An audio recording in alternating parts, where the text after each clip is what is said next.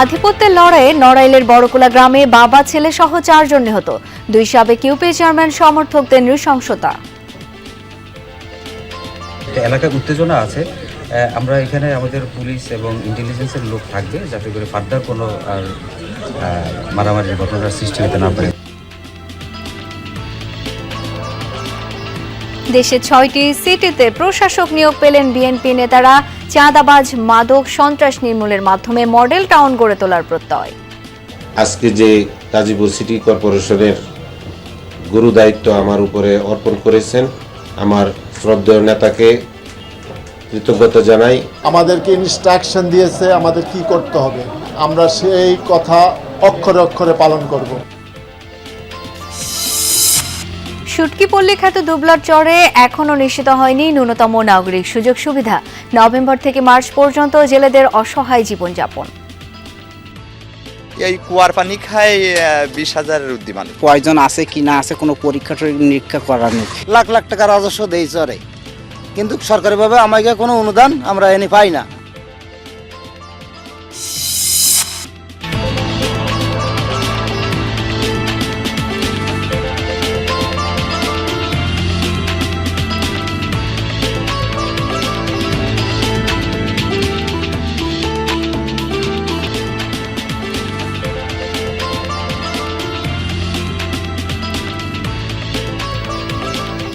আমন্ত্রণ বিরতিহীন সংবাদ সারা দেশে। আপনাদের সাথে আছি আমি শাওন দত্ত।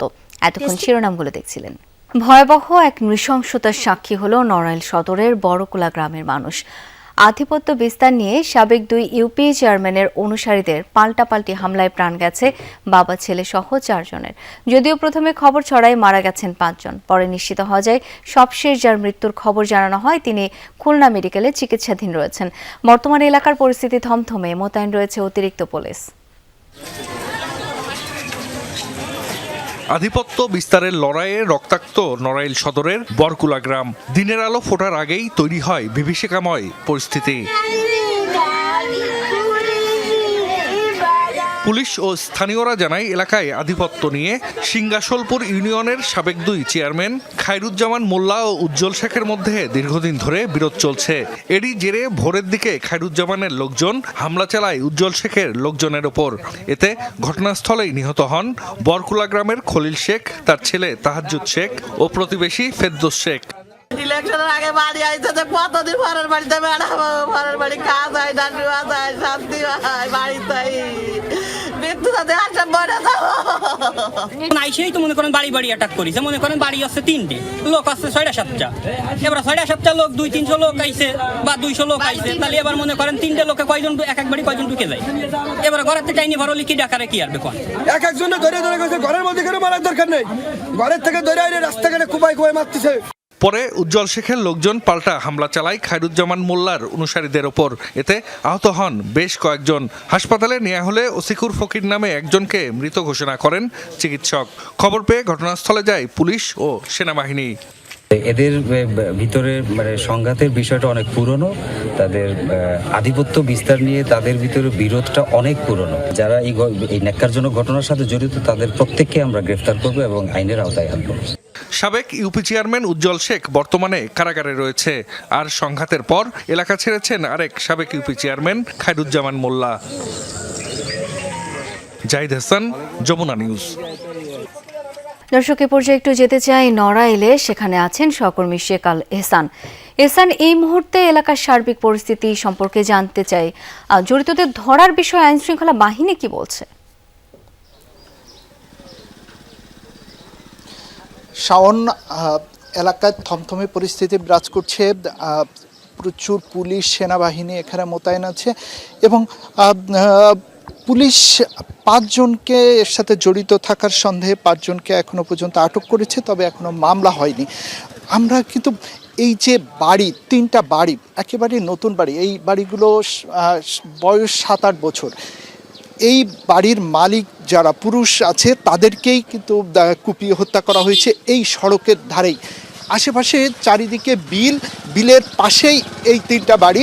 এনারা বহু আগে এই যে পারিবারিক বা অন্তঃকোন্দল দুই চেয়ারম্যান এবং এদের মধ্যে ছিল, সেখান থেকে সেই কোন্দল থেকে বাঁচার জন্য কিন্তু এই বাড়ি করে এখানে এসে আশ্রয় নিয়েছিলেন এবং এখানে বসতি করেছিলেন। কিন্তু সেই বাড়িতেই তাদেরকে ঠিক সেহেরি করে তারা যখন বের হয়ে মানে সেহেরি শেষ করেছেন, ঠিক সেই মুহূর্তে 50-60 জন সশস্ত্র সন্ত্রাসী তাদেরকে এসে আক্রমণ করে এবং ঘর থেকে বের করে রাস্তায় কুপিয়ে হত্যা করে। কেউ কেউ বলছেন গুলি করেছে, কিন্তু পুলিশ বলছে যে গুলি করেনি। এখনো পর্যন্ত তারা যেটা জেনেছে সেখানে কুপিয়ে হত্যা মানে কুপানো হয়েছে বলে তারা জানতে পেরেছেন। প্রচুর পুলিশ এখানে মোতায়েন আছেন। আসলে এই বাড়িটা ঘিরে এখন যে শোক গাথা, কারোর বাবা মারা গেছেন, কারোর স্বামী, কারোর মারা গেছেন ভাই, তো এই পুরো বাড়িটা ঘিরেই আসলে একটা মর্মান্তিক ঘটনা মানে মানুষ সাক্ষী হচ্ছে। বিভিন্ন জায়গা থেকে মানুষ এখানে আসছেন। শাওন, আমার কাছে সর্বশেষ এটাই ছিল। শুনছিলাম খুবই দুঃখজনক একটি পরিস্থিতি। ধন্যবাদ এই মুহূর্তে যোগ দেওয়ার জন্য।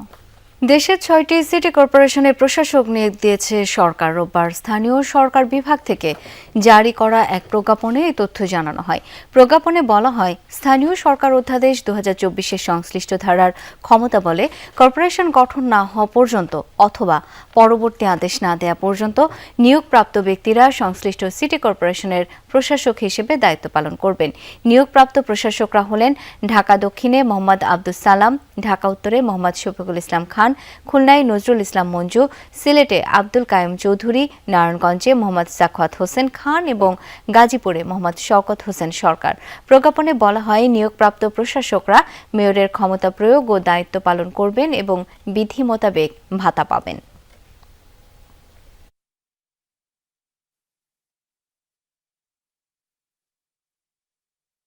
প্রধানমন্ত্রী জনাব তারেক রহমান আজকে যে গাজীপুর সিটি কর্পোরেশনের গুরু দায়িত্ব আমার উপরে অর্পণ করেছেন, আমি সেই আমার শ্রদ্ধেয় নেতাকে কৃতজ্ঞতা জানাই, আমার দলের প্রতি কৃতজ্ঞতা জানাই। আমাদেরকে ইনস্ট্রাকশন দিয়েছে আমাদের কি করতে হবে, আমাদের জনগণের সাথে আমাদের আচরণটা কি হবে সেটা আমাদেরকে বলেছে। আমরা সেই কথা অক্ষরে অক্ষরে পালন করব। দর্শকের পর্যায়ে একটু ইফতার বাজারের খবর জেনে নেব। কুমিল্লা থেকে এখন যুক্ত হচ্ছেন সহকর্মী খোকন চৌধুরী। খোকন, কোন ইফতার আইটেমগুলোর চাহিদা বেশি দেখছেন? খাবারের মান নিয়ে ক্রেতারা কি বলছে?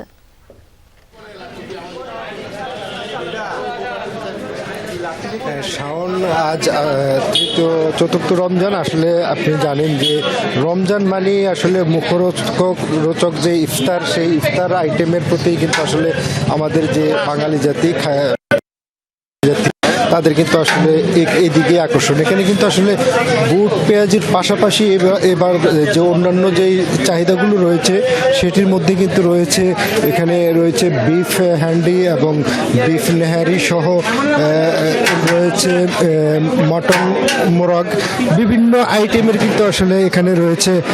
পাশাপাশি রয়েছে আফগানি দারুস এবং কাচ্চি কাবাব এবং মাটন লেগ গ্লাসি।